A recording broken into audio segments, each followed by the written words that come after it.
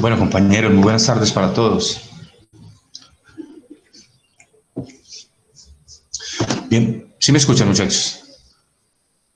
Buenas Sí, noches, señor, señor. buenas noches. Buenas noches para todos, muchachos. Bienvenidos a nuestra quinta tutoría de gestión tecnológica e innovación. Para el día de hoy tenemos programado abordar el tema de lo que es la vigilancia tecnológica y los sistemas de vigilancia tecnológica y de inteligencia competitiva. También lo vamos a ver pues, por medio de una presentación. Antes tenemos para que le demos como un preámbulo.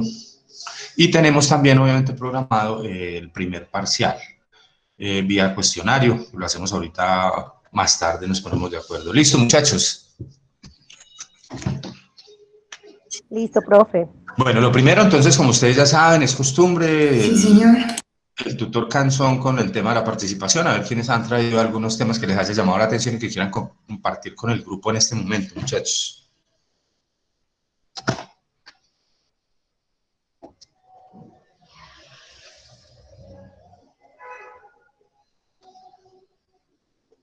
Profe, sí, buenas noches. Yo tengo algo por ahí preparado.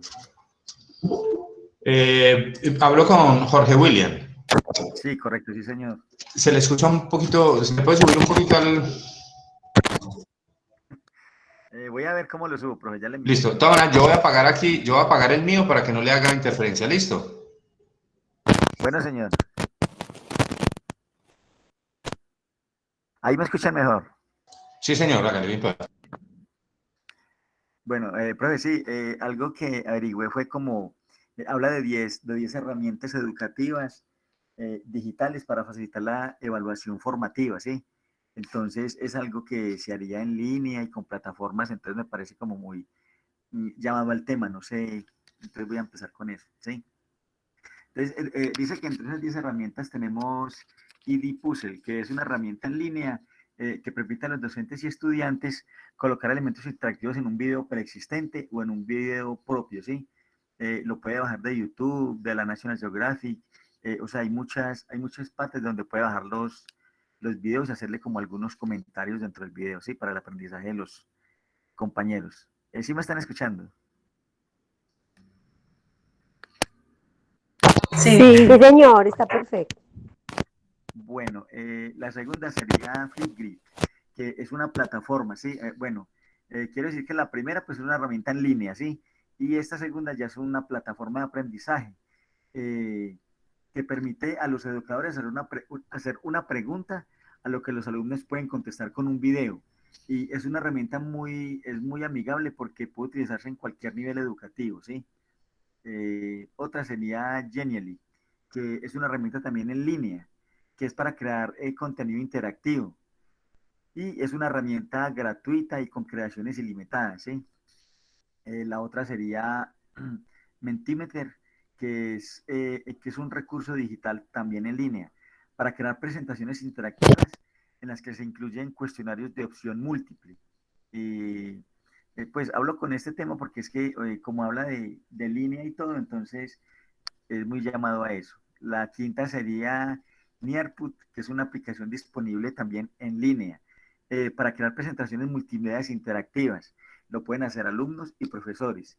Y la aplicación es compatible con todas las plataformas, con cualquier plataforma, ¿sí? No hay límite de eso. La sexta sería Quizlet, que es una aplicación compatible con, con todas las plataformas para crear fichas educativas que, o sea, también las puede crear el profesor o los alumnos. Lo bueno de este tema es que cualquiera de los dos los puede crear y puede hacer puede hacer algo informativo en línea con todos los compañeros. La séptima sería Piaxa, que es un sistema de gestión de aprendizaje en línea gratuito, con formato wiki. Todos ya sabemos que son los wikis, ¿no? Y favorece la comunicación y la colaboración en un mismo espacio. La otra sería Socrative, que es una aplicación para móviles y es gratuita, ¿sí? Y aquí dice que la versión del docente permite construir exámenes de opción múltiple también, preguntas abiertas, falso verdadero, o sea, ya es más bien como para los educadores. La novena sería WebAssign, que es una plataforma de aprendizaje en línea y permite a los instructores diseñar asignaturas y exámenes que proveen a los alumnos con retroalimentación inmediata. Y la décima sería Will Decide, que es una página online que permite tomar decisiones de manera aleatoria. O sea, el educador puede preguntarle a cualquier persona en cualquier momento, respondiendo con una parte del video también. ¿Listo, profe? Listo, Jorge William, muchas gracias. Ya hablamos sobre el tema. Nos acompaña aquí una persona de registro. Adelante.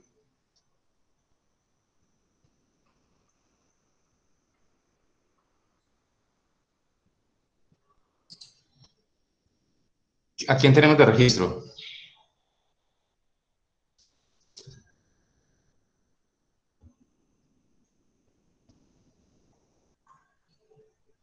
Bueno, muchachos, ¿quién es el representante del grupo? ¿Quién me recuerda? Señor, sí, señor. Jefferson Ramos. Claro que sí. Vamos a dar los datos aquí a...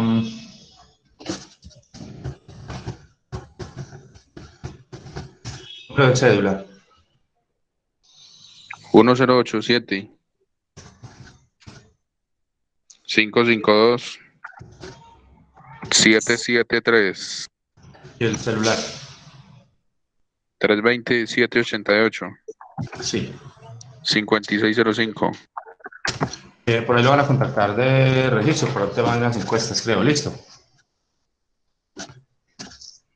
Sí, señor.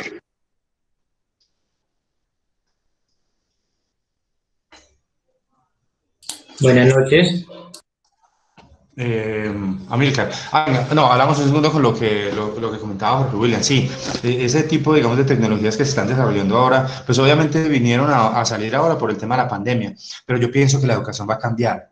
La educación tiene que cambiar mucho a partir de eso, porque la verdad es que a nosotros nos faltaba mucho para, digamos, para utilizar esos medios electrónicos que hoy en día estamos obligados a utilizar, para poder llegar más fácil a los contenidos, para poder, digamos, hacer una mejor labor pedagógica. No solamente tablero, PowerPoint y marcador, sino que hay muchas otras herramientas y se están desarrollando y enhorabuena porque digamos que eso va a ser muy importante. Y ustedes saben que el tema de la virtualidad va a dar inclusión, eso va a permitir a los gobiernos, a las universidades, a las instituciones educativas incluir a más personas, porque obviamente es un sistema mucho más práctico. No necesitamos traer a la persona aquí, sino no necesitamos un espacio físico. Él puede estudiar desde su casa y hacer todas estas labores, y es bien importante. Muchas gracias, Jorge William. ¿Algo más, muchachos? Profe, yo no sé, yo llegué tarde y de pronto están hablando del tema de noticias de tecnología. Sí, señor. No sé si lo habrán dicho, sino que hace poco vi que Microsoft va a hacer algo que se llama Microsoft Mesh, que es la realidad virtual con gafas, que también lo escuché de Facebook. Sí. Ah, bueno. No, hágale, Amílcar. Ah, no, o sea, que hace poco, pues bueno, estos días vi una noticia de Microsoft donde decía que ellos van a sacar algo de remodelo de realidad virtual con unas gafas que se llaman Microsoft Mesh. Entonces serían las gafas y usted podría trabajar en forma cooperativa con sus compañeros, realmente como lo estamos haciendo acá, pero nosotros nos ponemos las gafas y pues, nos podíamos ver todos de una forma casi presente, se podría ver todo, nos podríamos ver a los otros compañeros sin problema, como si estuviéramos en el aula o como si estuviéramos en cualquier otro sitio. También Facebook, sino que esa noticia no la leí muy bien, Facebook estaba diciendo sobre la teletransportación, pero realmente teletransportación con gafas, también estamos hablando del tema de realidad virtual, que hace tiempo era ciencia ficción.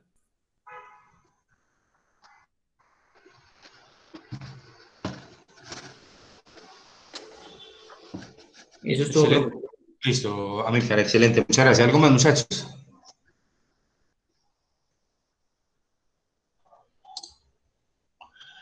Bueno, vamos a registrar rápidamente la asistencia para que continuemos, muchachos.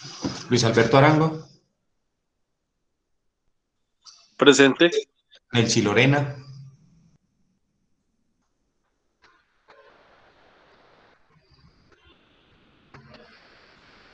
Kimberly, Presente. Claudia Patricia, Buenas noches, presente, profe. Carol Dayana, Buenas noches, profe, presente. Beatriz Elena, Buenas noches, presente. Jessica Tatiana, Presente, profe, buenas noches. Angie Vanessa, Presente, profe, buenas noches. Miguel Ángel, Presente, profe, buenas noches. Silvia, Presente, profe. Carolina García, Presente, profe. Mauricio Giraldo, Presente, profe. Natalia Grajales, Presente, profe. Karen Grisales, Amílcar, Presente, profe. Julián David, Presente, profe, buenas noches. Sandra, buenas noches, Sandra Milena López, Presente, profe. Buenas noches para todos. Mónica López, Presente, profe. Angie Lorena, Presente, profe. Jorge Iván, Presente, profe. Joan Esteban, Presente, profe. Caterine Patiño, Presente, profe. Laura Jimena, Presente. Jessie Alejandra, Buenas noches, presente. buenas noches, Jefferson, Presente. Anderson Rodríguez, Presente, profe. Lady Joana Rojas,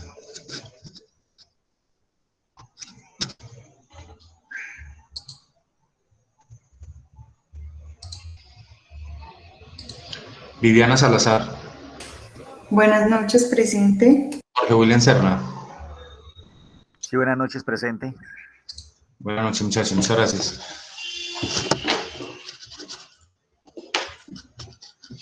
Bueno, muchachos, teníamos una tareita para hacer por ahí sobre la evolución de algún producto. ¿Alguien nos quiere compartir qué producto eligió y qué evolución ha tenido a través del tiempo de carácter tecnológico, es decir, de cara a lo tecnológico?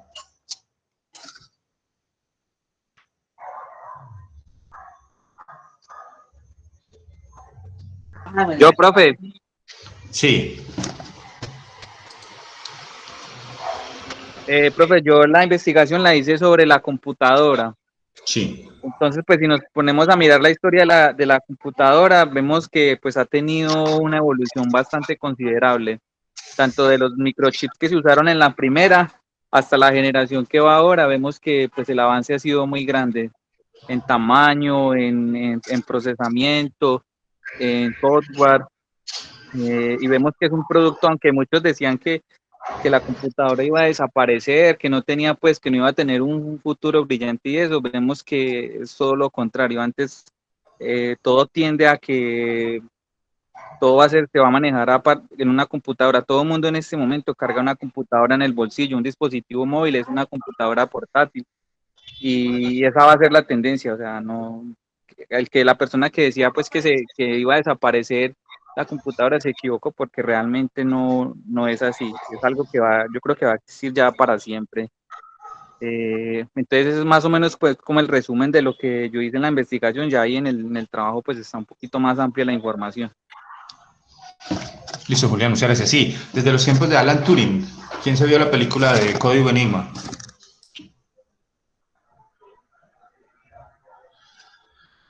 Se las recomiendo, muchachos, es muy buena. Es la historia de Alan Turing, que es prácticamente el padre de la computación moderna.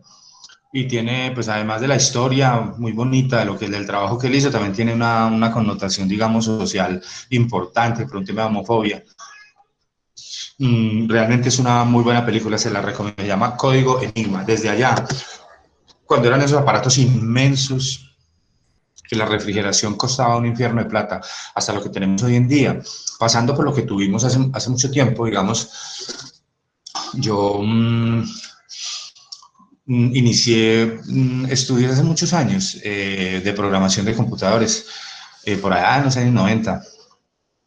Y entonces era difícil, ¿sí? Porque nosotros dependíamos de unos lenguajes de programación. No es como el computador de ahora, muchachos, el que conocen ustedes, que ustedes simplemente lo abren y abren el explorador y le dan buscar y él encuentra cualquier cosa. En ese tiempo no, esos computadores eran grandes, de tarjetas perforadas, los CDs eran inmensos de tarjeticas perforadas, y con eso hablábamos con ellos. Y utilizábamos lenguajes, Fortran, COBOL, para poder dialogar con estos aparatos, y eran por puros códigos, o sea, uno entraba y digitaba códigos, y iba a visitar dentro del computador los buses de datos, recordando siempre en qué ruta los había dejado, porque si se perdía la ruta, hasta luego, se perdió la información. Era bien incipiente, ¿cierto? Y obviamente eran computadores análogos, básicamente, lo utilizaban la banca, las grandes empresas, pues para hacer sus operaciones, y eran, digamos, ordenados por grandes paquetes que venían comprados de Alemania, de Estados Unidos, de Suecia, bueno. Es decir, nosotros no teníamos como acceso a eso, simplemente a manejarlos. Nosotros abríamos una terminal de caja, y era una terminal de caja, ya tenía unas transacciones para hacer, pero eso no era un computador como tal, como lo conocemos hoy en día, era más bien una terminal de trabajo. Y así fue durante mucho tiempo, hasta que ya después comenzó a verse, digamos, el desarrollo. Y hoy en día, pues yo pienso, sí, yo creo que yo alcanzo a ver, yo estoy viejito, pero yo espero alcanzar a ver la tecnología holográfica, ¿cierto? Que yo no tenga que cargar el computador, sino que yo cargue un chip, y ese chip, digamos, eleve una imagen holográfica sobre alguna superficie, y yo pueda trabajar allí, ¿sí? Así me lo imagino, en un futuro, que yo ni siquiera lo tenga que cargar para poder trabajar con él. Y de ahí en adelante, pues lo que ustedes se puedan imaginar. Ustedes saben que el desarrollo tecnológico es ilimitado, no nos cabe en la mente, no nos cabe en la cabeza. Cuando hace muchos años, este cuento me gusta, cuando el primer papa que vino a Colombia se llamaba Giovanni Battista Montini, fue Pablo VI, y ese señor vino a Colombia en el año de 1968. Y entonces en ese tiempo, cuando él llegó a Bogotá, él llegó en un vuelo directo Roma a Bogotá. El vuelo se demoró 11 horas y media desde Roma a Bogotá. Ese piloto fue condecorado porque nunca se había hecho una hazaña de esas, hacer un vuelo tan largo en un avión. Hoy en día, un Concorde, que ya no existen, pues están descontinuados, un Concorde podría hacer ese mismo recorrido en hora y 35 minutos. En hora y 35.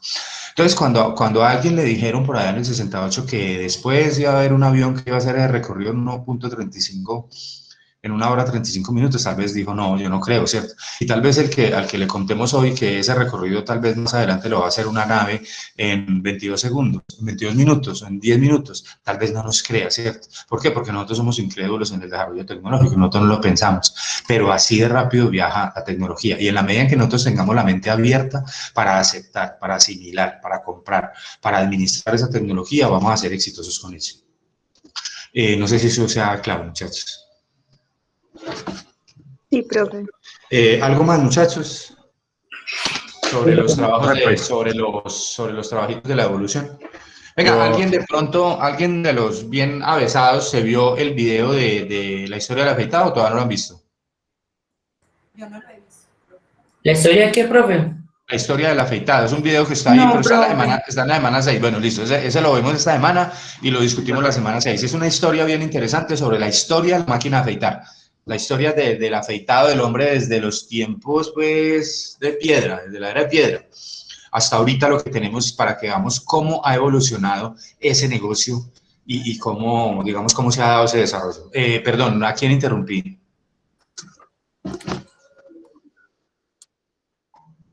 Profe, una pregunta.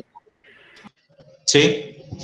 Con referencia al trabajo que teníamos, yo lo entendí más o menos así. Yo, por ejemplo, en mi trabajo lo hice más como una investigación y la evolución del producto, pero desde la transformación. Por ejemplo, yo me fui desde la máquina del vapor hasta el proceso de movilidad y todo. Está bien. ¿Ah, sí? Lo hizo de manera más general.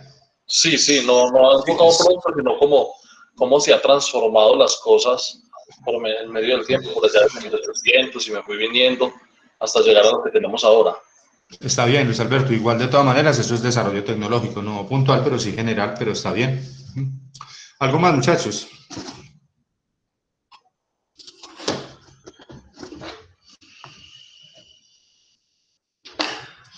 Bueno, muchachos, vamos a mirar esta presentación. Ustedes me dicen si ya la habíamos visto, la del bench.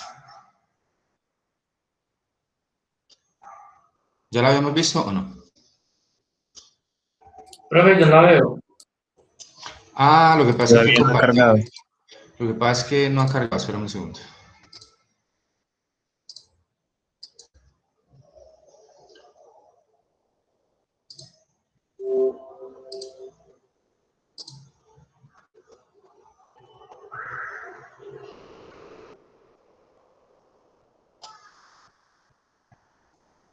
Ahora sí. Sí, señor. Bueno, esa no la habíamos visto, ¿cierto? No, profe, No, todavía profe. no. No, señor. ¿Quién conoce algo, tiene una idea o ha escuchado o ha leído de qué es el benchmarking? Profe, yo. Sí, ¿quién me va a hablar? Cate, hágale. Caterina, qué pena. Listo, Sí, pues yo tengo entendido, las damas primero. Sí, de profe. caballero. Tengo entendido que el benchmarking es básicamente como evaluar el producto de otras compañías y pues aprender como de este producto.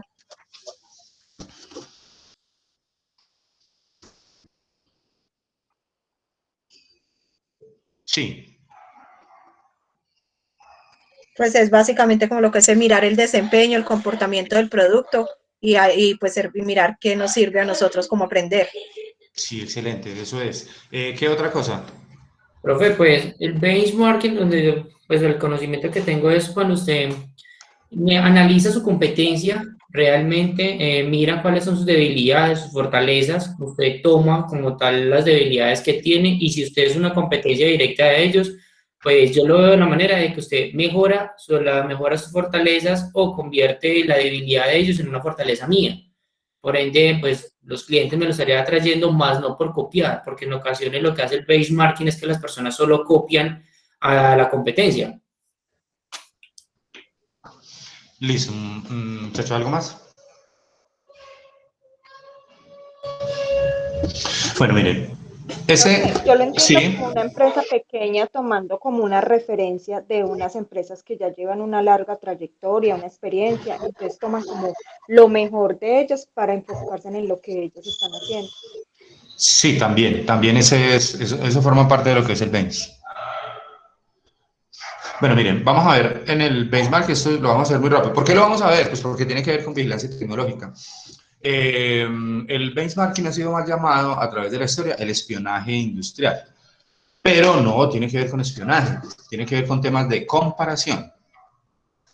Son comparaciones que se hacen con actores, digamos, con más experiencia en el mercado, es decir, con más experticia, que lo están haciendo mejor. Es compararme con ellos para llegar a estandarizar. Vamos a ver historia, definición, tipos, etapas, procesos, funciones y desventajas, porque también tiene desventajas el bench. La historia dice que es una medida de calidad y que más o menos traduce como banquillo de marca, ¿sí? No estamos muy seguros. La historia tiene, en la primera parte donde se vio, digamos, un proceso de benchmarking fue en Xerox. Xerox fue la primera y la más grande fábrica de fotocopiadoras en el mundo.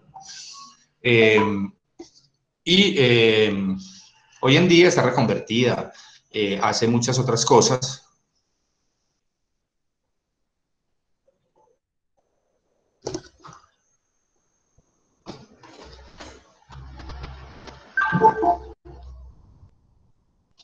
Un segundo, muchachos. Se llama Luis Eduardo, del bloque 5, apartamento 302, que me decía que no le ha llegado información y me dio un correo. Yo le dije que hasta donde tenía entendido estaba en un grupo de difusión. Entonces, más que todo, si usted de pronto mañana o bueno, cuando tenga la oportunidad, mira, si está en la lista y de pronto escribirle, hermano, si es tan amable para saber si ya le confirma el recibido. Gracias. Juan, hay que tener en cuenta una cosa, que es que lo del grupo de difusión es alterno, o sea, es algo alternativo que estamos haciendo.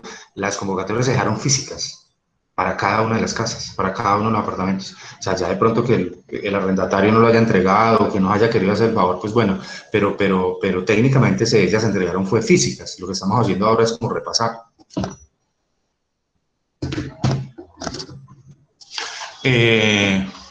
Bueno, muchachos, entonces la primera fase, como entender los competidores, y la segunda, los aspectos del proceso como tal. Historia. El benchmarking es un concepto que empezó a utilizarse hace unos 20 años, más de forma teórica que práctica. Pero hasta entrado la década de los 90, cuando las principales empresas a nivel mundial comenzaron a interesarse por este tema.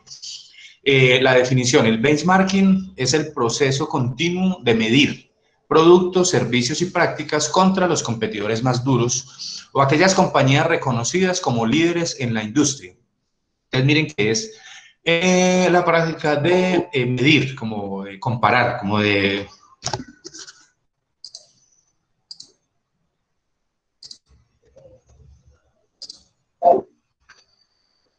Como de darnos cuenta nosotros de alguna manera, con algunas herramientas que utilicemos. Obviamente nosotros vamos a necesitar un equipo especializado en benchmarking y por eso les digo, lo traemos a colación acá, porque nos sirve para entender el concepto de la vigilancia tecnológica y la inteligencia competitiva, que forma parte de la temática de la gestión tecnológica, obviamente. Entonces, esto forma parte entonces de esa actividad de medir productos, servicios y prácticas contra los competidores más duros o aquellas compañías reconocidas como los líderes. Claro que sí, pues yo me quiero medir con los mejores siempre, yo no me quiero medir con los que están atrás. Yo quiero crecer y quiero ser más grande que los mejores, por eso me comparo con ellos.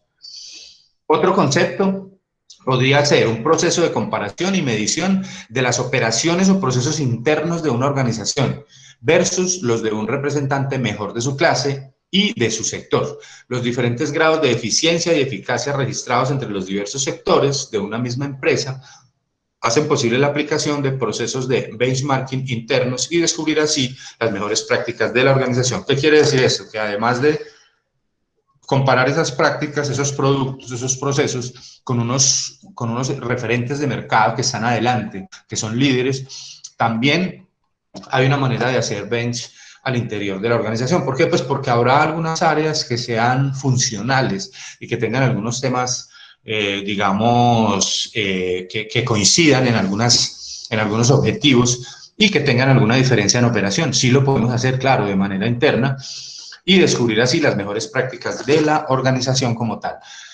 Aquí comparamos y medimos entre la empresa y el líder, procesos, operaciones y mejores prácticas, establecemos mejores prácticas. Este es un tercer concepto sobre el bench.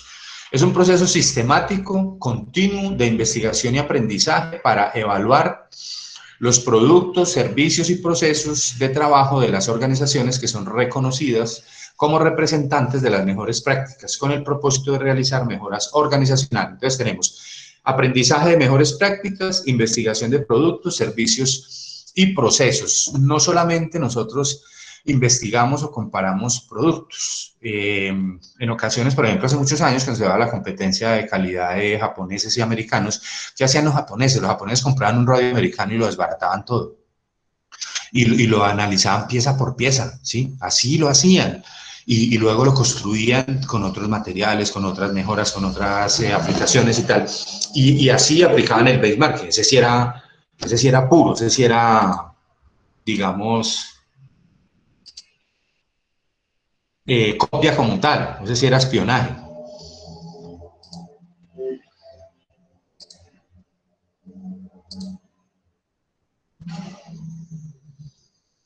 Bueno, dentro de los tipos, el interno parte de la base de que dentro de una organización existen diferencias entre sus distintos procesos de trabajo, ya lo habíamos comentado ahora.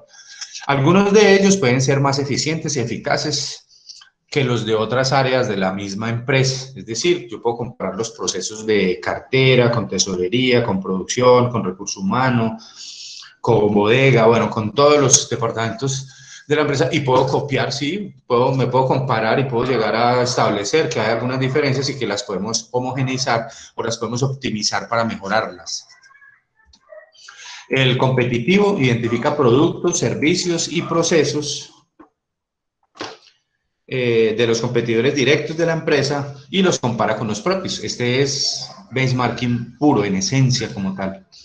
También hay uno funcional que identifica productos, servicios y procesos de empresas no necesariamente de competencia directa. Generalmente apunta a las funciones de marketing, producción, recursos humanos o finanzas. Empresas que no están enfrentadas en un mercado por el nicho, pues, o por la participación, sino que tienen algunas prácticas parecidas y lo pueden hacer. Inclusive, en este tipo de bench se dan alianzas estratégicas entre empresas en las que unas permiten que otras empresas miren sus procesos y también intercambien conocimiento. Bueno, según el tipo, el benchmarking interno es comparación de actividades similares en diferentes sitios o departamentos de la misma compañía, ¿cierto? Las ventajas es que los datos suelen ser fáciles de recopilar, buenos resultados para las compañías diversificadas, y la desventaja es que el campo de visión es limitado, pues obviamente porque estamos hablando de un tema interno, y está sujeta a prejuicios internos. Siempre habrá un tema de prejuicios y de resistencia al cambio en la parte interna de la empresa que va a dificultar un poco este tipo de procesos. En el competitivo, los competidores directos que venden a la misma base de clientes. Las ventajas, la información consumiente a los resultados del negocio, prácticas o tecnologías comparables, historia de recopilación de información. Y las desventajas, hay dificultades para la recopilación de los datos porque muchas veces estos datos no están tan disponibles como uno quisiera, ¿cierto? No están allí como que me los van a entregar y como que solo entrar y decir, venga, présteme, muéstreme cómo es que usted hace esto, yo. Y también problemas de ética que tienen que ver entonces con ese tema del espionaje, como yo les digo. Y el funcional, que en definición es comparación con organizaciones acreditadas por tenerlo más avanzado en productos, servicios o procesos. Las ventajas de este funcional es alto potencial para descubrir prácticas innovadoras, tecnologías o prácticas fácilmente transferibles. Y las desventajas, habrá dificultad para transferir prácticas a un medio diferente. Alguna información no es transferible y consume tiempo. Porque temas culturales, temas económicos, temas jurídicos pueden hacer difícil que funcionalmente una práctica vaya de una empresa a otra, inclusive siendo buena o yendo a mejorar un proceso como tal. Muchachos, preguntas hasta aquí.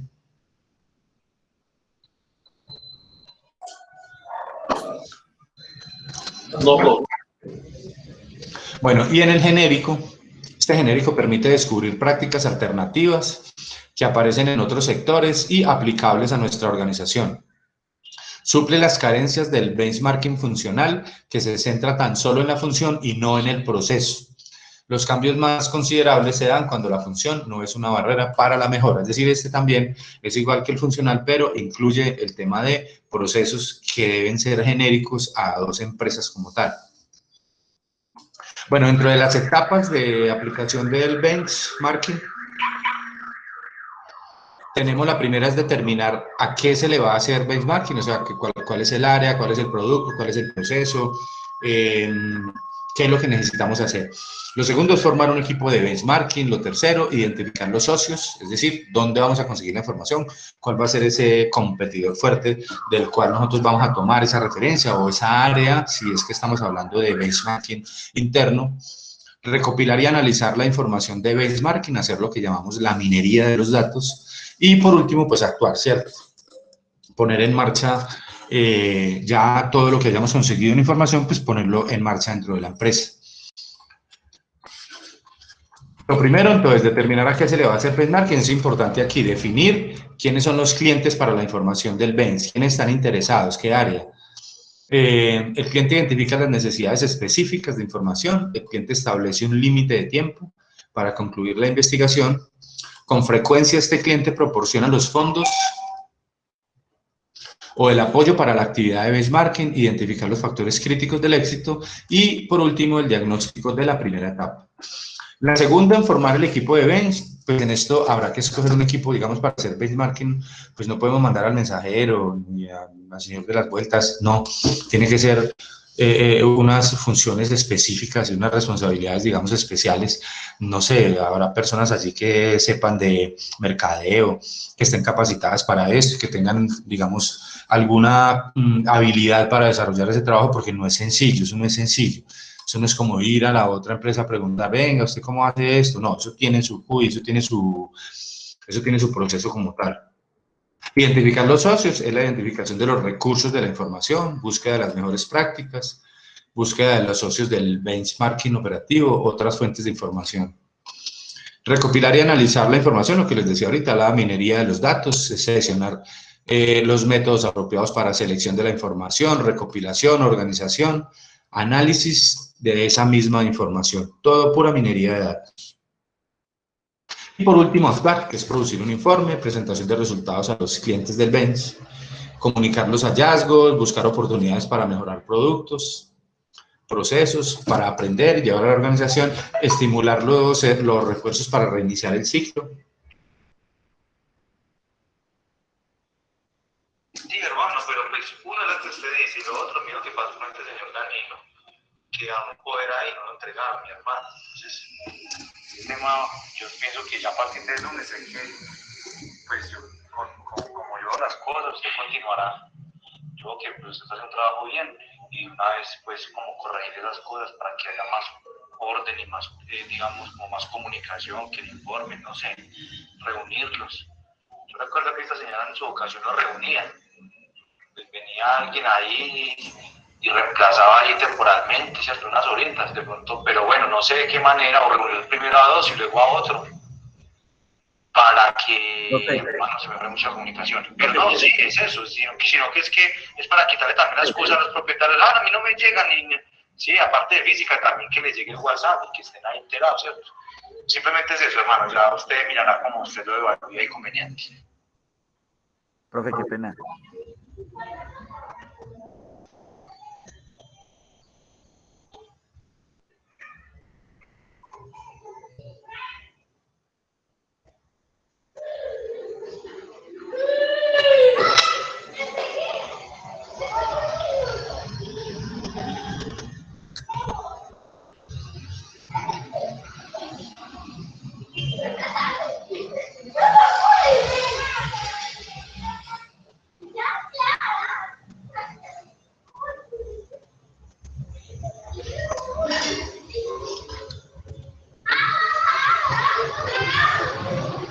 Compañero, buenas noches. ¿Es el único que me está teniendo la señal o a todos?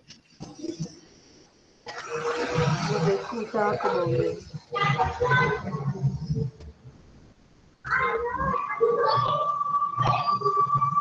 Yo tampoco estoy oyendo bien. Tengo como interferencias.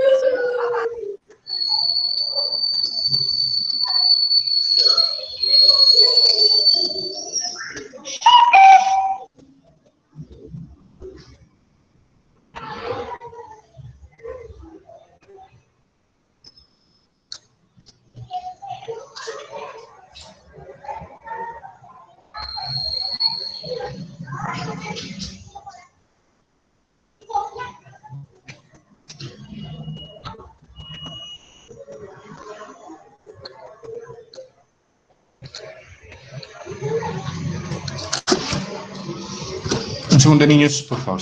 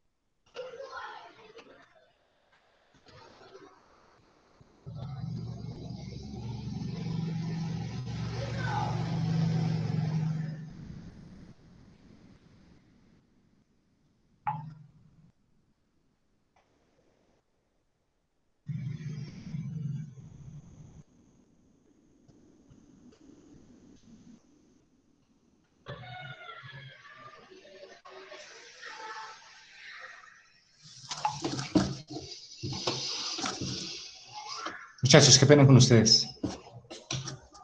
Bueno, íbamos entonces en producir el informe, en la última etapa que es actuar, comunicar los hallazgos, buscar oportunidades para mejorar los productos, procesos, para aprender, estimular los esfuerzos para reiniciar el ciclo y los resultados de las mejoras como tal.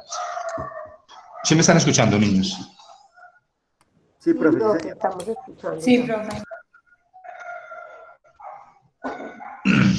Bueno, dentro del proceso, de acuerdo con Robert Camp, autor del libro Benchmarking, el benchmarking se realiza mediante un procedimiento de 10 pasos que son los siguientes. Lo primero es decidir qué proceso se desea mejorar a través de la identificación del área de oportunidad más importante del negocio. Lo segundo es identificar qué organización cuenta con ese proceso más competitivo, cuál es la que lo hace mejor. Ese será el socio de benchmarking. Lo tercero es planear la investigación. Lo cuarto es determinar las diferencias con respecto al mejor. Lo quinto es proyectar niveles de desempeño futuro. El sexto es comunicar los resultados de la investigación y buscar la aceptación de los cambios propuestos. Esto es importante, que como le digo, en cultura organizacional es muy difícil implantar cambios en una empresa grande. La gente por lo general es muy reticente a todo lo que le hablen sobre los cambios. Revisar las metas de desempeño, desarrollar el plan de implementación, poner en práctica las acciones y monitorear su avance. También revisar continuamente los indicadores de otras empresas.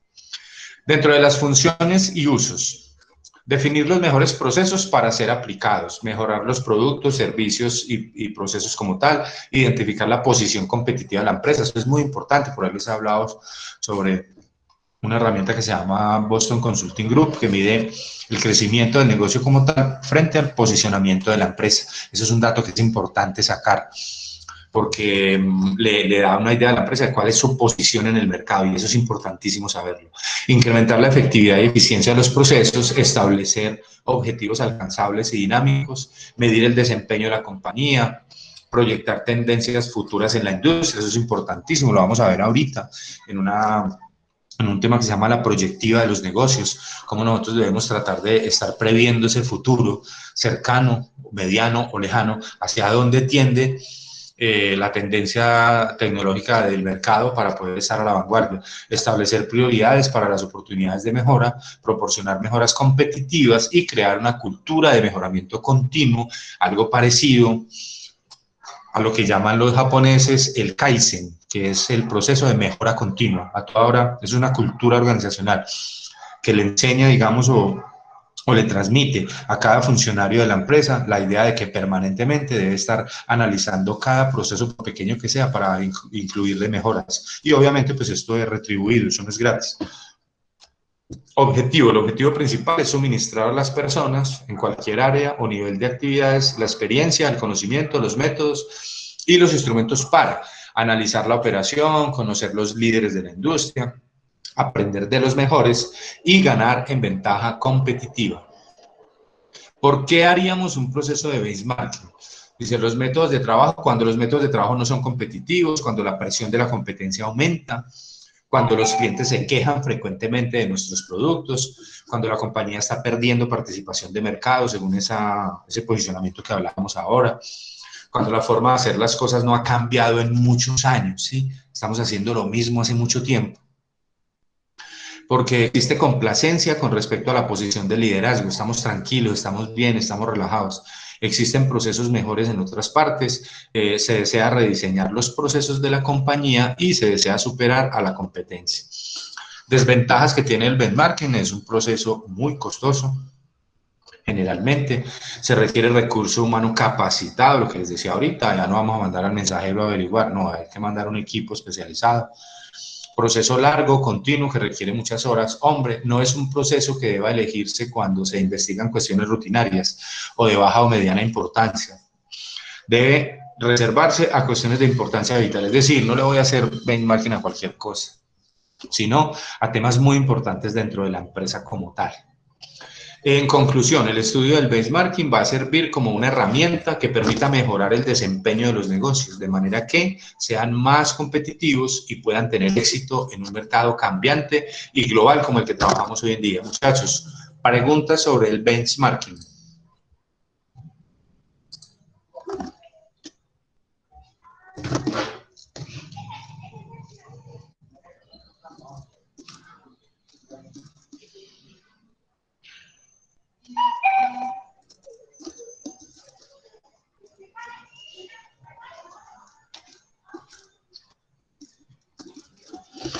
Bueno, solo por bajar los nervios. ¿Sí me están escuchando o no?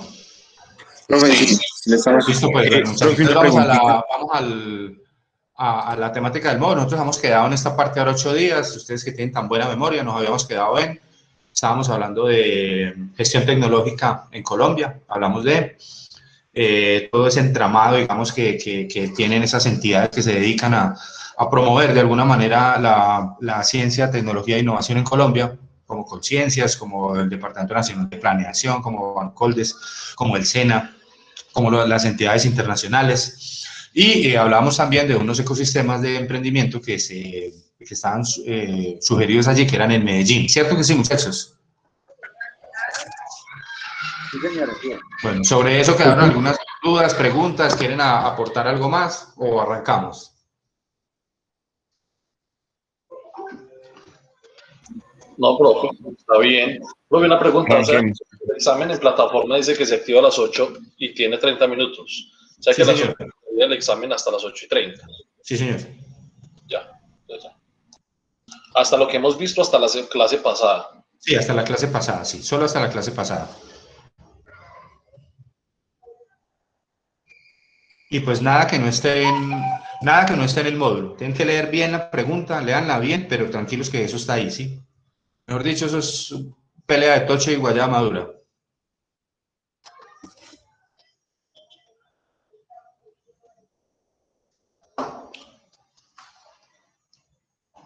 Bueno, muchachos, esta unidad 4 habla sobre los sistemas de vigilancia tecnológica e inteligencia competitiva. Algo parecido a lo que hablamos ahorita.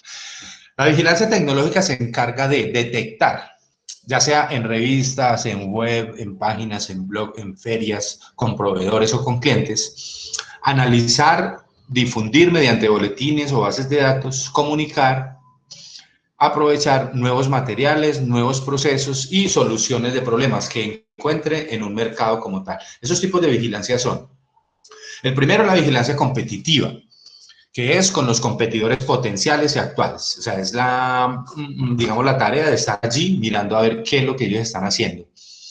El segundo, la vigilancia comercial con clientes, mercados y proveedores. Importante, ustedes saben que en la parte comercial se maneja mucho el tema de averiguar cómo lo hacen ellos, cómo lo están vendiendo, qué plazos están dando, qué materiales, cuál es la estrategia de comunicación, cuál es la estrategia de ventas, están dando crédito, no están dando crédito, para nosotros poder, digamos, movernos dentro del ámbito.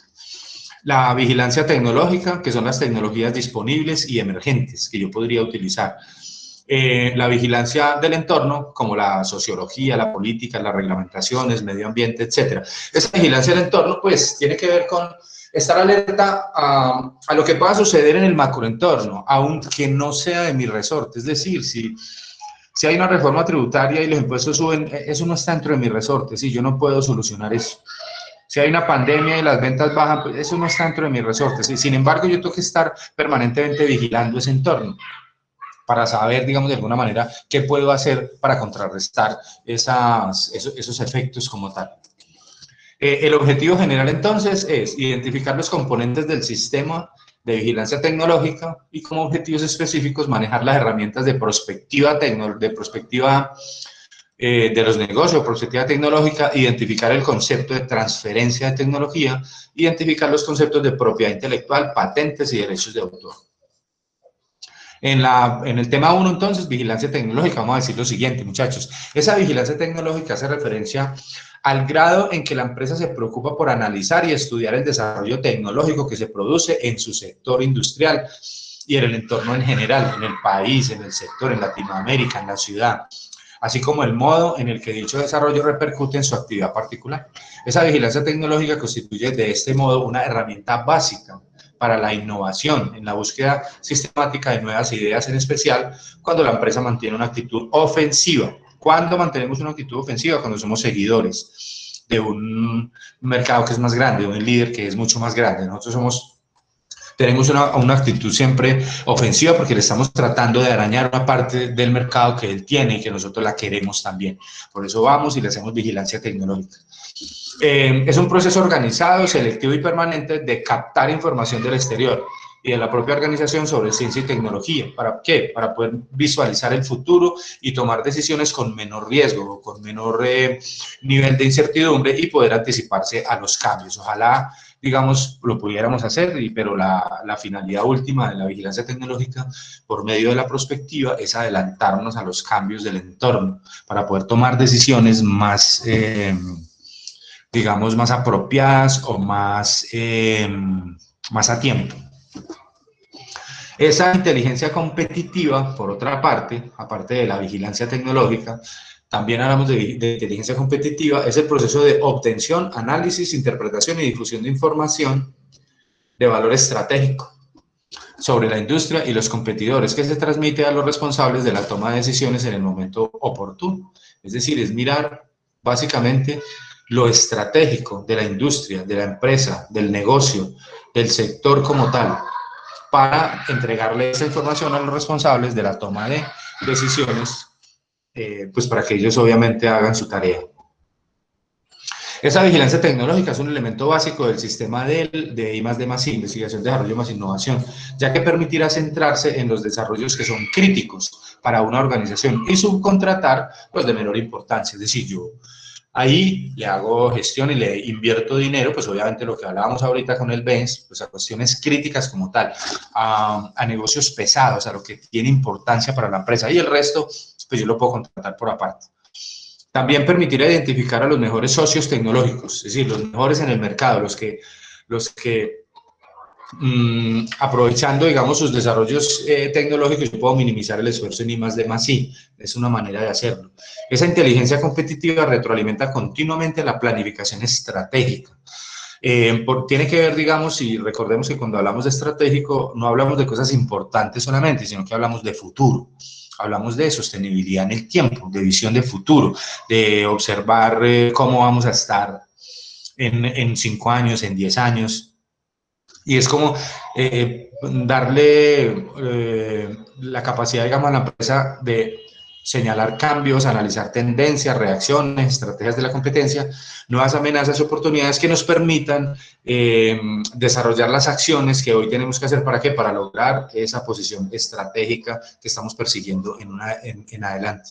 La inteligencia competitiva contiene el concepto de vigilancia tecnológica, añadiéndole la dimensión estratégica o de negocio, por lo que en general en la práctica se habla de sistemas de BT y C, o sea, de vigilancia tecnológica y inteligencia competitiva como tal. Vamos a hablar siempre de eso, de sistemas de vigilancia tecnológica e inteligencia competitiva. Para esa implementación de un sistema de vigilancia tecnológica e inteligencia competitiva, para que tenga éxito, se deben coordinar algunas acciones. Primero, la coordinación de un equipo de personas que trabajen sobre el tema, la sistematización y automatización de la recopilación y tratamiento de la información. Las fases del proceso de vigilancia tecnológica, las cuales son, lo primero, identificar, y esto es importante. Yo debo identificar, entonces, por las fases del proceso, entonces, ¿a qué le voy a hacer vigilancia tecnológica? ¿Cuál es el objeto como tal?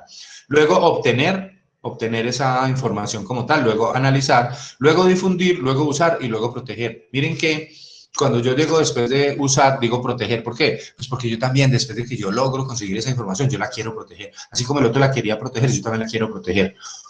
O sea, yo no quiero hacer todo este proceso para que mañana venga el señor del frente, la empresa del frente, y logre averiguar qué fue lo que yo hice y se vaya a la misma velocidad que yo o inclusive más, ¿sí? Porque le desarrollé otras cosas.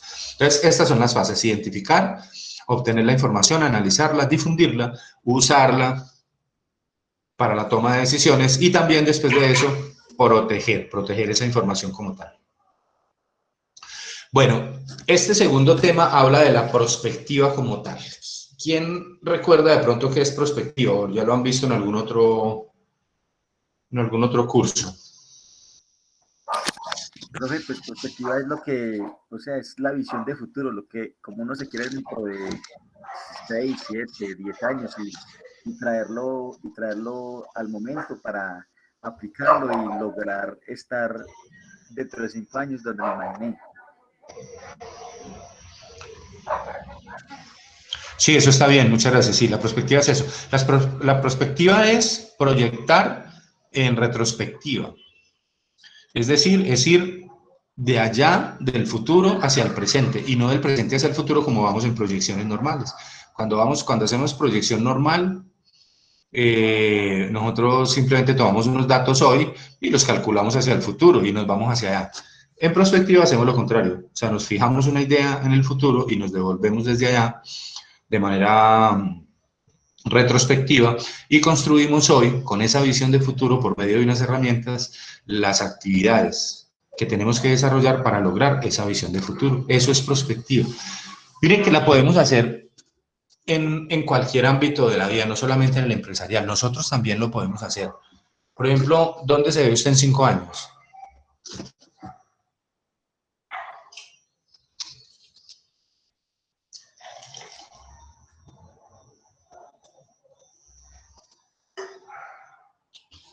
O algún compañero que me diga, o sea, ¿cuál es su visión de futuro? En 5 años va a estar en otro cargo, va a tener su empresa, o va a estar en Londres.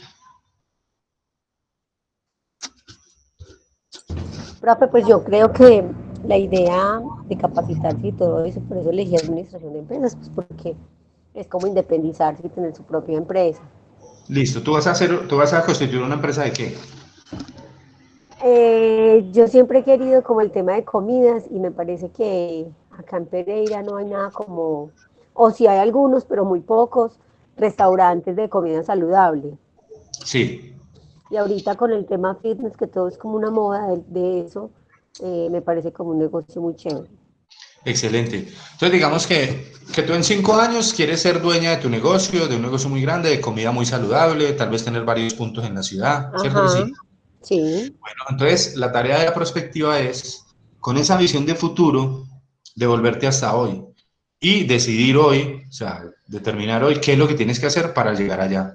Entonces, hoy tienes que estudiar o tienes que ahorrar tal vez, te tienes que ir preparando paralelamente, como lo estás haciendo aquí para manejar una empresa. Obviamente vas a manejar una empresa de comida, entonces paralelamente vas a tener que estarte preparando en eso, ¿sí? En esa área, digamos, de la industria. Y muchas cosas, ¿cierto? ¿Para qué? Pues para que eso se dé. Pero eso es viable, eso se puede hacer. Eso, es decir, eso no solamente se mira en el ámbito empresarial, sino que también se puede trabajar en el ámbito personal. Esas visiones de futuro y trabajar el tema de la prospectiva. Así es claro, muchachos. Miren, Claro, profe, todo lo que uno quiera se puede, siempre y cuando... Siempre y cuando se organice bien. O sea, lo que nosotros no podemos hacer es, mira, tú decirme, por ejemplo, no, yo en 5 años voy a tener un restaurante de comida saludable. ¿Y cómo lo vas a hacer? No, yo no sé, pero yo sé que yo tengo fe que lo voy a lograr. La fe sola, no, como decía un libro muy hermoso que tiene la Biblia que se llama La Epístola Universal de Santiago. Santiago habla de la fe sin obras, ¿sí? De tener fe, pero de no generar las obras. Y él hablaba en ese libro, es un libro muy pequeño, muy cortico, pero muy bonito. Habla sobre eso, habla de la fe sin obras. Es decir, yo lo voy a hacer, ¿y cómo? No sé, pero yo lo voy a hacer, ¿sí? No, uno tiene que tener un plan. Y la prospectiva es eso, la prospectiva es la herramienta para construir ese plan para lograr ese futuro. Dice, la mejor forma de predecir el futuro es inventarlo, es crearlo desde ahora, eso lo dijo Alan Kay. La Organización para la Cooperación y el Desarrollo Económicos, la OCDE, que hablamos de ella hace 8 días. ¿Por qué hablamos de ella? Porque de ella, a ella está escrito también el manual de Oslo, que habíamos compartido, ¿cierto que sí? Dice que es el conjunto de tentativas sistemáticas para observar a largo plazo el futuro de la ciencia, la tecnología, la economía, la sociedad, con el propósito de identificar las tecnologías emergentes que probablemente produzcan los mayores beneficios económicos y sociales. Eso lo dijo la Organización para la Cooperación y el Desarrollo Económicos, OCDE. ¿Sí? Entonces, es, digamos, una manera de producir ese futuro como tal. Dice que la prospectiva parte del concepto de que el futuro aún no existe y se puede concebir como una realización múltiple. Esta prospectiva es el proceso de investigación que requiere mirar sistemáticamente el futuro de largo plazo en ciencia y tecnología. Bueno, vamos a mirar prospectiva como ventaja competitiva sostenible. Un país, digamos, que no tiene prospectiva ni visión de futuro, pues es un país, ¿qué les digo yo? Inviable. Por ejemplo, ¿ustedes creen que nosotros tenemos una muy buena prospectiva?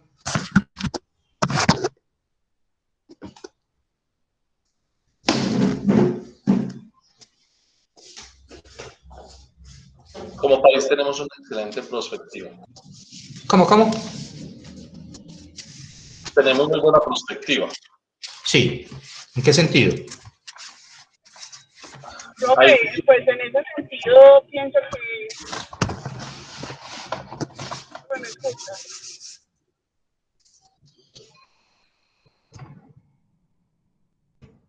¿Sí?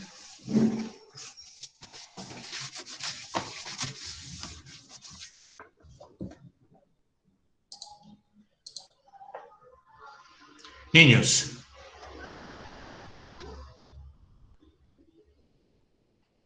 ¿Sí me escuchan? Profe, yo lo escucho. ¿Sí? Sí, profe. ¿Quién me estaba hablando de la perspectiva colombiana? Mi compañero Luis Alberto. Cuéntame, Luis Alberto.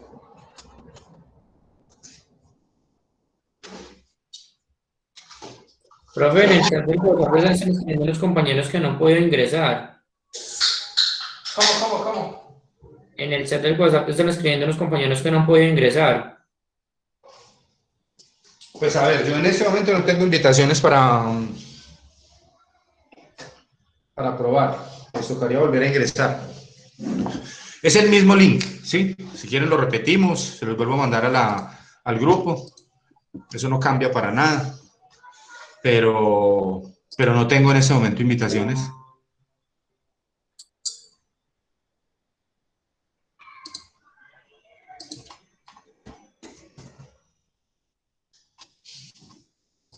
Ahí les volví a mandar el link, ¿sí? Bueno, muchachos, hablamos entonces de lo siguiente. Mire, la semana pasada que hablábamos de esas entidades que... Sí, señor. ¿Me escuchas? Sí, señor.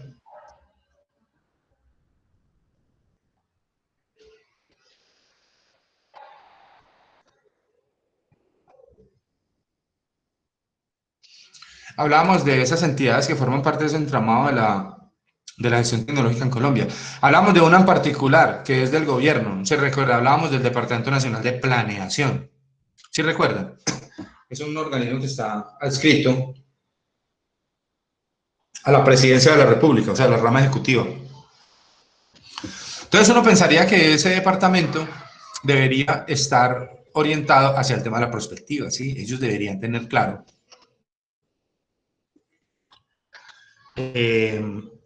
hacia dónde tiende el desarrollo de todo en el país, de los negocios, de la política, de lo social, de lo ecológico, y generar unos grandes informes sobre eso. Pero generalmente no pasa, porque eso es un organismo que está muy politizado.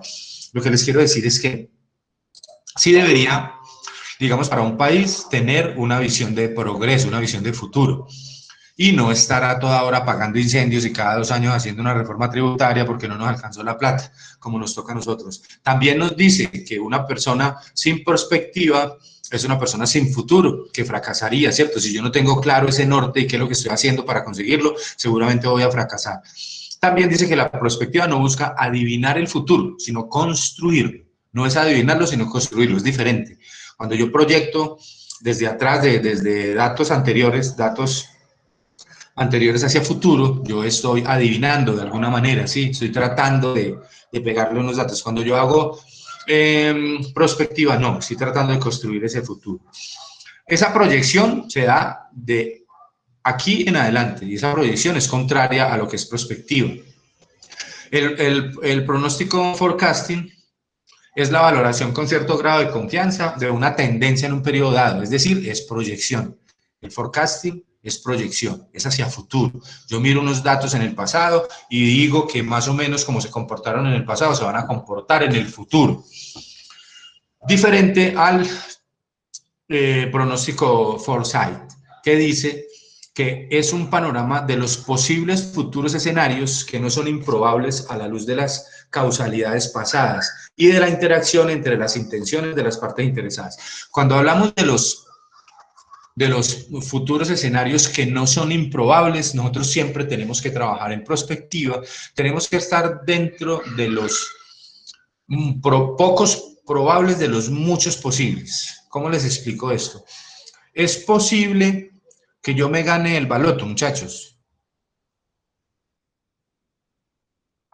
Si lo compra, profe, sí, si Sí, lo compra mucho, tiene posibilidad. yo sí lo compro, entonces sí es posible, ¿cierto?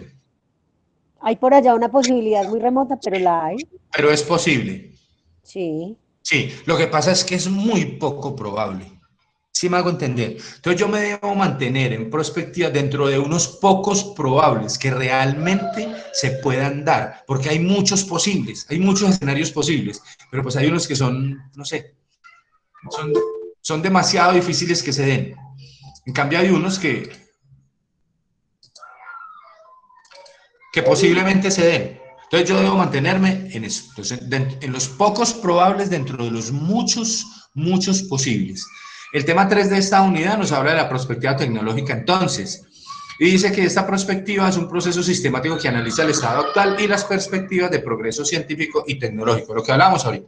Digamos que una parte de una entidad, en la parte de tecnología, debería estar permanentemente mirando el desarrollo de la tecnología existente. O sea, ¿en qué se mueve? Hay una fábrica de bicicletas, de motocicletas y tal. Pues, ¿de qué tiene que estar pendiente? Pues cómo se está moviendo la tecnología, ¿sí? ¿Por qué? Pues para no quedarse atrás, para poder hacer perspectiva, para poder llegar al futuro, para identificar áreas estratégicas de investigación y tecnologías emergentes, por ejemplo.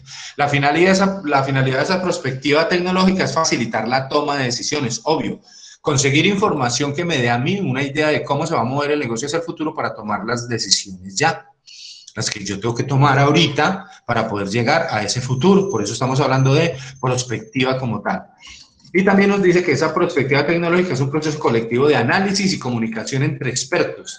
Hay una técnica de perspectiva que se llama el panel de expertos o el modelo Delphi, que es sentar a unos expertos, digamos, a unos gurús en el tema del negocio, de los zapatos, bueno, de cualquier cosa, y que nos digan más o menos cuál es la idea que tienen de cómo se va a mover el futuro de ese negocio. El objetivo de la perspectiva tecnológica, dice, la perspectiva tecnológica es una forma de captar conocimiento e información sobre las tecnologías clave para su aprovechamiento por las organizaciones. Y el aporte de valor de la prospección tecnológica, primero, ayuda a los procesos de reflexión y planificación estratégica, porque es a futuro, siempre que hablamos de estratégico es a futuro.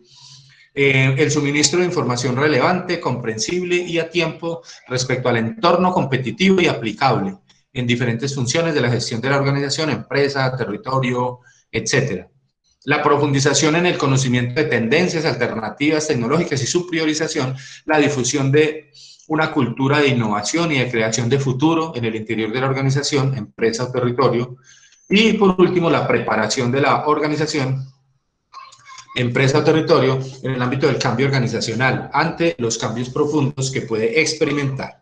Bueno, para construir un equipo de prospectiva dentro de la empresa, un equipo de expertos que vayan a hacer el trabajo de la prospectiva, yo debería tener un vigía que tiene por función principal investigar el entorno, él es como el espía como tal, no solo desde el punto de vista de la vigilancia tecnológica, sino también desde la perspectiva más amplia de la inteligencia económica o la inteligencia competitiva.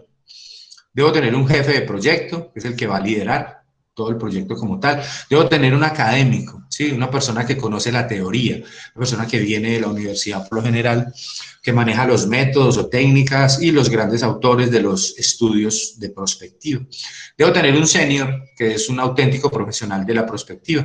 Y dentro del proceso de prospectiva tecnológica tenemos, lo primero es la recogida de información relevante y lo segundo es el análisis o la minería de esos datos. Entonces aquí debo definir qué informaciones y qué tipo de datos resultan relevantes, qué fuentes de información se deben usar, hasta qué punto son necesarias esas informaciones, qué sistemas es necesario organizar para conseguir información y datos tecnológicos y sobre el análisis de los datos, qué informaciones se deben analizar, qué métodos utilizar, qué criterios o objetivos se deben emplear, qué datos se deben utilizar o resultan relevantes, quiénes son las personas relevantes para aplicar los métodos.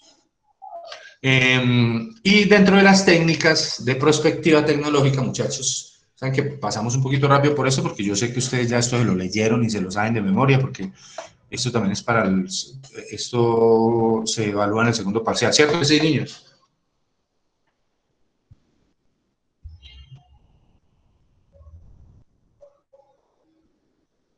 Sí.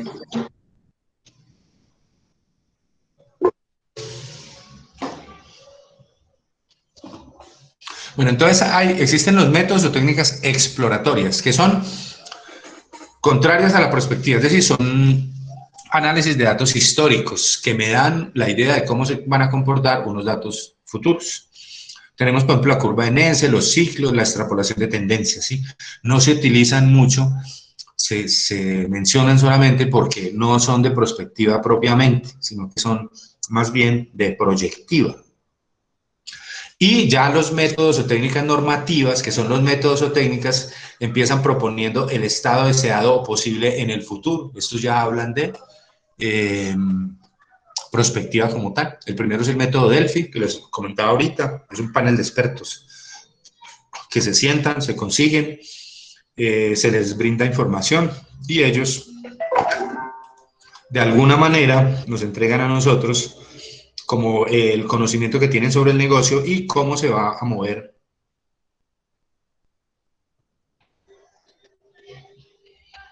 esa tecnología como tal. Está el método de extrapolación de tendencias, que busca definir una imagen de futuros posible tomando como base patrones del pasado. Extrapolación de tendencias. Esta técnica se fundamenta en 3 supuestos. Los patrones observados van a persistir en el futuro, es decir, la mejor manera de predecir cómo se va a comportar una variable en el futuro es mirar cómo se comportó en el pasado. Las variaciones registradas en las tendencias bajo análisis van a ser recurrentes en el futuro y las mediciones de tendencias son confiables y válidas, y la información es importante. En esto se basa el método de la extrapolación de las tendencias. Tenemos el brainstorming o tormenta de ideas. ¿Lo ven? Dígame, Amílcar. Eso es lo que usted acaba de decir, no es parecido como cuando, digamos que en un comportamiento de compras, entonces significa que nosotros nos damos cuenta quién compra, de qué país, sería un análisis como un análisis cuantitativo, y además lo podemos seleccionar por departamentos o geografía.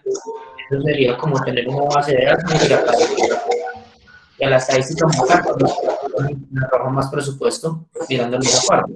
Sí, podría ser un método de extrapolación de tendencias, mirando las tendencias pasadas.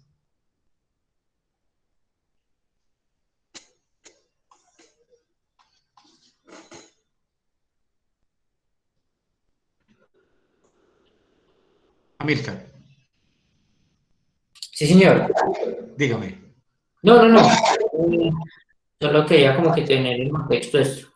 Ah, bueno, listo. El brainstorming o tormenta de ideas, pues simplemente recoger ideas de un grupo de personas, digamos, conocedoras, que estén motivadas, que participen en el proceso y que pues quieran aportar sus conocimientos. El método de panel de expertos es igual al Delphi. Proporciona de manera sistemática observaciones y opiniones acerca de desarrollos importantes. Este trabajo de expertos recopila información, inspira nuevas ideas, difunde el proceso y logra mayor repercusión global de la perspectiva en términos de acciones de continuación. El método de los árboles de relevancia representan las tecnologías mostrando la dependencia de las tecnologías de un nivel frente a las tecnologías de niveles adyacentes. Es como, digamos, analizar el problema general mirando la diferencia que hay entre tecnologías y elaborando pues una radiografía de las tecnologías de interés, de las que más me interesa a mí mejorar en este momento. El análisis morfológico divide el problema o divide, pues, digamos, el análisis en partes, en estructuras, puede ser en departamentos. Y con base en eso se hace un mapeo de la disciplina, de una disciplina como tal, con el fin de obtener una perspectiva. El más utilizado, este no. El método de análisis estructural es un método que se basa en el enfoque sistémico, en el cual pueden participar tanto personas internas al sistema en estudio como personas externas a él. Y el más utilizado, que es el método de impacto cruzado, que es un método que yo tomo el problema a resolver como tal, o el tema a lo que le voy a aplicar prospectiva, y le analizo lo que puede ocurrir, lo que lo puede afectar, y también y le doy un puntaje a lo que más probablemente lo afecte, de arriba hacia abajo en un puntaje, y lo que más tenga posibilidad de ocurrencia en otra línea, en otra columna, también en puntaje. Luego multiplico en línea recta y me enfoco en los puntajes más altos para poder darle solución o para poder construir esa perspectiva como tal en un futuro. Profe, Sí. según lo que usted indica de perspectiva, entonces significa que un ejemplo, pues acá tiene, pues la verdad la palabra es muy técnica, tengo que relacionar con la experiencia. Yo en esos momentos le digo, entonces sería como ese análisis en la que cuando se reúnen todo un equipo de trabajo, que en ocasiones no se ven en unas empresas, a mirar exactamente cuáles son sus fortalezas y debilidades a futuro. Pero algo que nos preguntábamos todos en la empresa es que realmente nunca vimos una pandemia venir y podíamos tener una perspectiva, podíamos estar exactamente afianzados, tener muchas cosas, pero realmente esto nunca se vio venir y las perspectivas que teníamos ahí se fueron a pique. Adicional a eso, pasa posiblemente una empresa. Sí, claro, Amílcar. Digamos que todos los análisis que hacemos desde hace un año en gerencia estratégica, en planeación estratégica, bueno, en muchas materias, pues obviamente los ejemplos se desbaratan, ¿cierto? Porque ¿quién iba a pensar en esto? Ahora, el tema es ya luego de ocurrido el hecho, ya en este momento ya sabemos que hay una pandemia que está todavía vigente, que nos está afectando. Entonces sí, como mirar el futuro, sí, yo podría de todas maneras volver a hacer un ejercicio de prospectiva. ¿Cuánto vamos a decrecer, por ejemplo? ¿O qué vamos a hacer para no decrecer tanto? ¿O qué vamos a implementar ahora? Si tenemos la capacidad de hacer los ajustes y tal, como hacer un nuevo ejercicio, claro, porque pues esas cuentas le desbarataron la proyección a todo el mundo y la prospectiva a todo el mundo. Es correcto, sino que lo que vamos a mirar un ejemplo a ámbito nacional. Pues si vamos a comparar Colombia con otros países, los otros países, las empresas, miramos en el ámbito empresarial, tienen mucho apoyo. En cambio acá no. Pues el apoyo por es mínimo y nosotros no estaban presentes.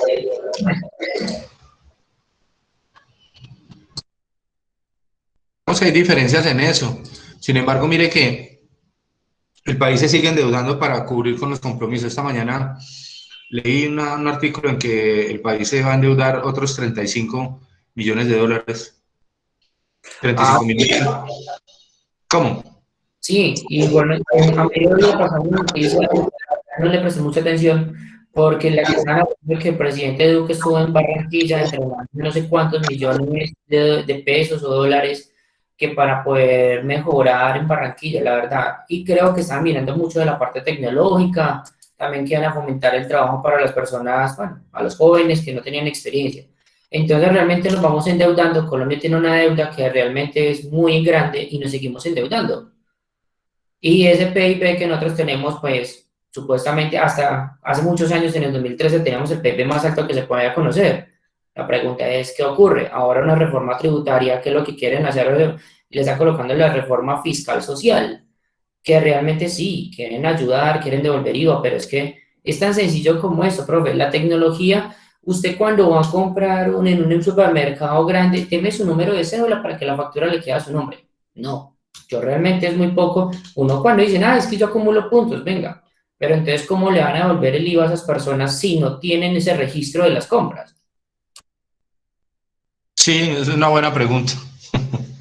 Bien interesante. Gracias, Amílcar.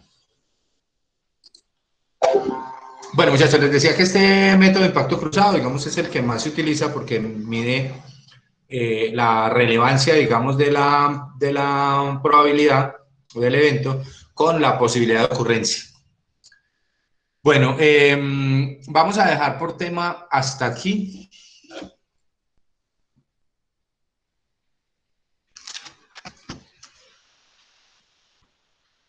Y vamos a pasar a desarrollar el examen, muchachos, ¿les parece? Para dentro de 8 días solo queda la tareita de mirar el video de la historia del afeitado, ¿vale? Bueno, profe. Bueno, listo, muchachos. Preguntas, dudas, reclamos, observaciones, quejas, peticiones.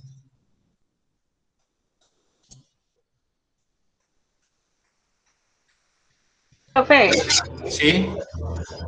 un favor, lo que pasa es que ahorita que sumó lista, yo venía manejando y no pude responderle. Sí, para evitar la falta de pronto el día de hoy. Karen Grisales. Espérame un segundito.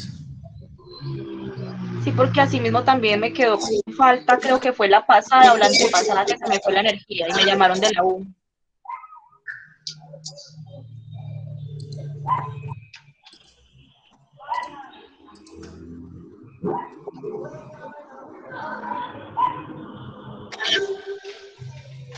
Profe, entonces tendríamos el parcial. Sí, está, habilita en un minuto. Hágale. Profe. Sí. Profe, no, pena. Me conecté un poquito tarde, yo creo que llamar. Listo. Dame un segundo, por favor, ¿sí?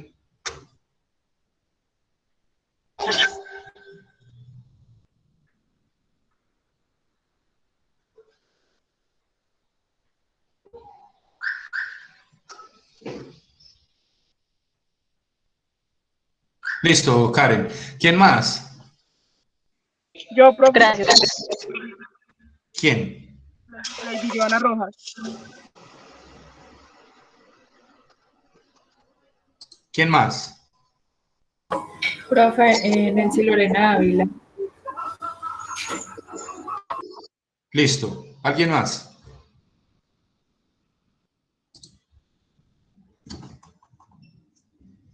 Listo, muchachos, ya quedó modificado. Entonces, y si ustedes ya pueden arrancar el parcial, yo quedo aquí pendiente por el grupo y por la plataforma. Los que quieran quedar aquí, los que van terminando pueden salir. Y nos veríamos entonces, si no nos hablamos ahora, nos vemos